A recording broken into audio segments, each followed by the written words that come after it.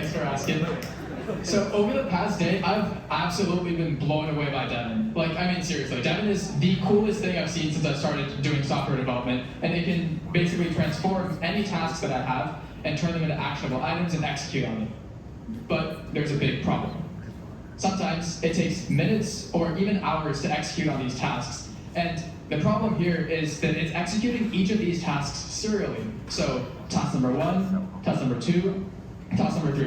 And especially while each of these tasks are being put into a large language model, those times can quickly add up. So the total time to complete the task can often be several minutes or even several hours. So in human organizations, we found a way to solve this. Next slide. We use delegation for managers to essentially give tasks to their delegates who can essentially solve these problems in parallel. And there's a really nice cloud computing equivalent of this, next slide please, called called Kubernetes. So I love scaling distributed systems, and Kubernetes is really, really scalable, really, really efficient, and it can essentially assign independent, isolated tasks to clusters of nodes across any given cloud computing platform. So we wanted to take this idea of being able to assign worker nodes individual isolated tasks and apply it to Devin. Next slide, please. So again, the way that Kubernetes works is it's able to kind of pick off these isolated tasks and assign them to different instances of worker nodes. They're able to process them asynchronously and whenever they have space for a new task. So inspired by K8, next slide please, we created D3N, an agent orchestration framework for distributed computing. I'll pass it over to Brendan, who'll tell you a little bit more about it. Next slide, please. All right, so we started, so we chose our project around, we were talking to Bryce actually, and we decided to tackle one of Cognition's use cases for using them. And that is generating custom demos for clients. So if you're approaching a massive company, a great way, like an important part of Cognition's sales cycle is generating custom demos for these clients to start trying to work on some of their software problems, just because it can do that. But that's kind of a tricky problem. A lot of these big companies have massive open source repos with hundreds of different GitHub issues in it. So our thought was, what if we could use Devin to kind of manage the manual process that the team has been having to do of creating a bunch of Devins to try out different issues. Like where do you even start with that problem? So it'd be super nice if we can kind of parallelize that approach and spin up a fleet of Devins to kind of just start working through all these GitHub issues, or it doesn't have to be GitHub issues, just little pieces of software problems that they can kind of work on in a parallelized way together. So what we created was an orchestration framework for Devins, similar to what Sohan was talking about Kubernetes. And what this organization framework actually consists of is a set of microservices that are essentially tools for Devin to use. So some examples of these tools are like a state management system that kind of exposes communication channels to other Devins. So you can have like an orchestrator that can communicate to the different Devins. So that's one tool. Another tool is a job scheduler. So the orchestration Devin can kind of schedule different jobs and do task management among the other ones. And another example would be kind of a micromanagement microservice that allows the orchestrator to step in when one of the kind of worker nodes is failing. So we'll kind of walk through that architecture. Oh, perfect, the slide's already there. Yeah, so we're starting off with just some simple architecture diagrams, and then we'll kind of get into the demo. So starting at the user profile picture up there, we pass in a GitHub repo link. So we're focusing on the use case of just giving a GitHub repo link. Let's kind of work through some of these issues and just spin up a fleet to kind of start solving them. So passing a GitHub repo link, that goes to our fast API server. And the first microservice is an issue ranking service that we just have a simple algorithm that kind of prioritizes which GitHub issues to work on first. And the goal there is to minimize the average completion time for any issue. So it's kind of similar to just prioritizing the issues in least complex to most complex, because we want to just get stuff done. And then we kind of save that to a state system. And then our orchestrator, which is already running, is continuously querying that state system to check for these rankings to come in. So it's going to pull down these rankings, and that's when we spawn off a bunch of worker nodes. And that could be anywhere between 4, because that's all we could do today, since this is a total of 5 nodes. But maybe that could be 10 or 15 or 500, especially if we were able to operate on Etched. chips. And so the way we spawn off these nodes is literally by asking Devin and giving Devin Devin's credentials. It's kind of like Devin's section. So Devin will actually navigate to Devin and then open a new Devin tab within Devin and create a bunch of workers that will all be working at the same time until we've maxed out our capacity. And then next slide, please. Okay, and sorry, so this is the web app we just wanted to show you guys where you input the GitHub repo link, click submit, and that's all you have to do, and it just starts solving. So next slide, please. So the next step to this architecture diagram is we just start dequeuing issues from the scheduling service. So we've passed in the ranked issues into the scheduling service, and then all the workers, if they don't have an issue to work on, they just go grab one off the top of the queue. Next slide, please. So I'm gonna pass it over to Sahil. Hello. Okay, yeah, so after like the workers have been working on a task for a while, like solving any task is binary, right? You either pass or you fail.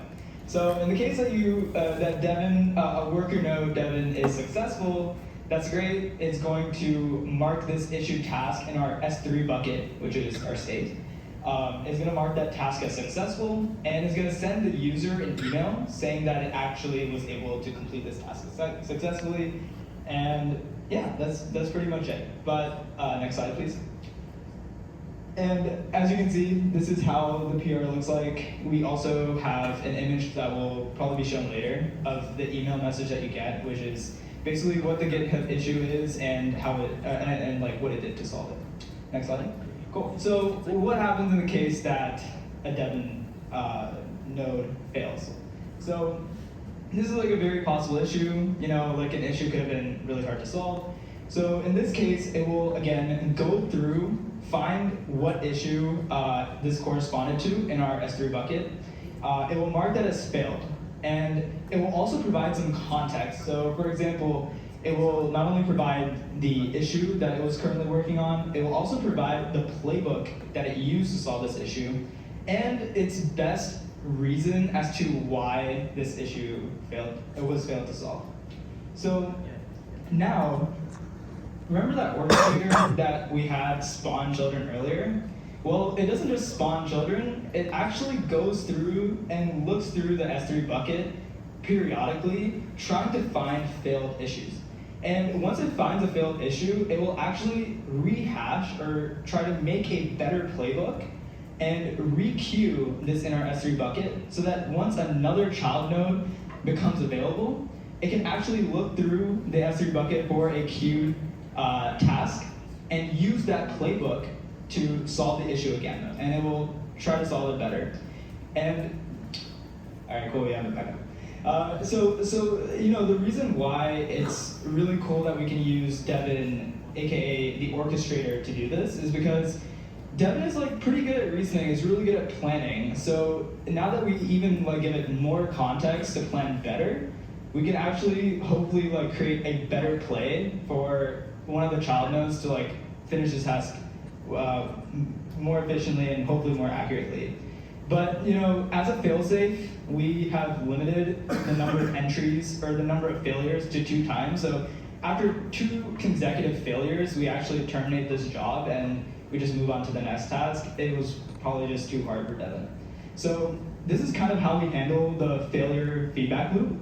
And with that, I'm going to pass it to Aksh, and he's going to show us some cool demos. Awesome. Okay, so we'll start with failure, because we were just talking about failure. So why does it make sense to have an orchestrator look at failures in the first place? So we're going to replicate this today, because luckily OpenAI servers weren't down. But let's say 3 agents all of a sudden fail for the exact same reason, but I don't know the exact URL code, but some URL code that says OpenAI server was down.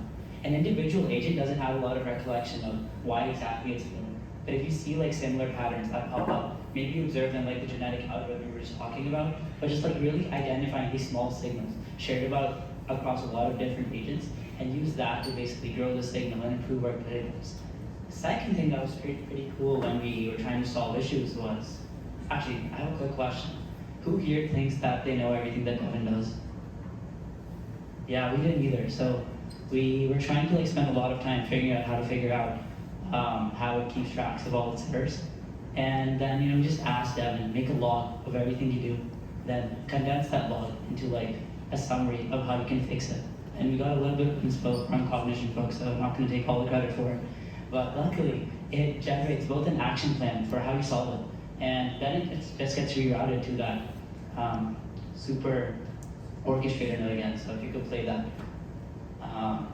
In this case, we kind of intentionally pressured our demo, but we set it on the wrong NPM version, or it couldn't execute the task. And then afterwards, Devin identifies that it can do it. It pulls the error state, as well as the suggested feedback to revert it from the cloud. And as we do that, we can successfully reschedule the new plan and ideally run this properly. So let's switch to the next slide then. So the next thing we want to highlight is the actual orchestrator. And this orchestrator is like a little tricky to get through because we need to get this master Devin. So actually, if you just want to play the video, I'll talk about it as well. So we give this master orchestration playbook to our main Devin window. And we only provided one thing, an access token, which allows it to originally, log in into other Devins.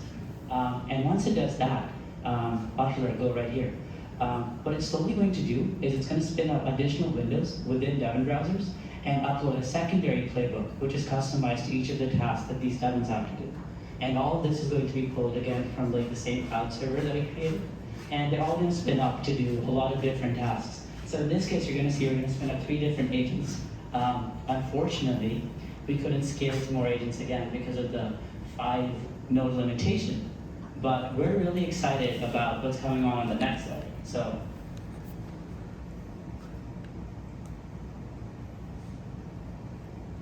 yeah. So we're really passionate about like this idea of a multiplexer. So you come in, you give it like the entire repo. Yeah, let's just play this for a sec. And like the internal Devin logs into all of them. And then you have a bunch of Devins concurrently working on tasks, sending us emails whenever they're done. And it's pretty cool. Like as soon as it's done, there's a repo, there's pull requests that you already saw. So it's really streamlining anything you have to do in order to like actually get a lot of this execution. And if you go to the next slide, let's talk about scaling D3N. So D3N is a distributed framework, but a lot goes to machine learning, and we like to think of D as deep. So we wanted to make this D3N maybe a DD3N.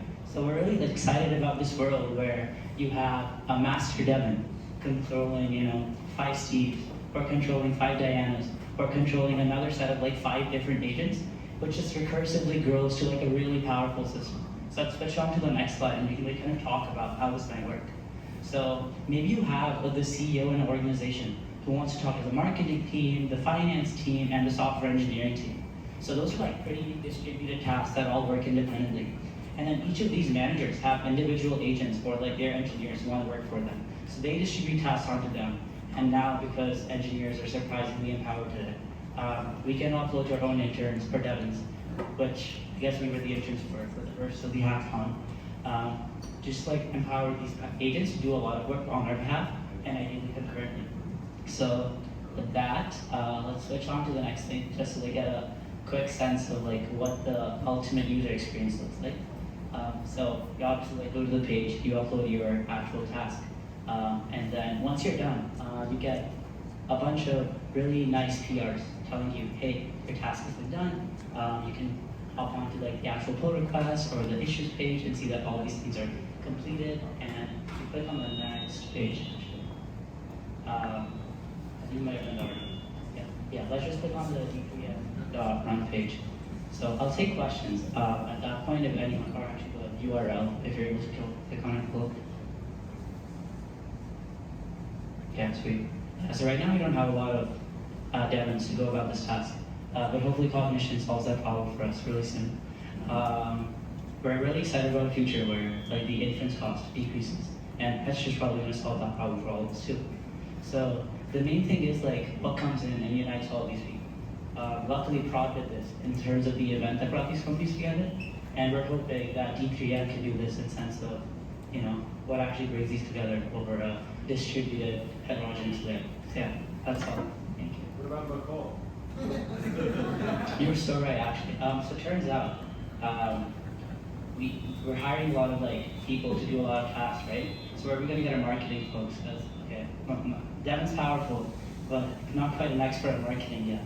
And we have very curated resumes, which Mercor will use.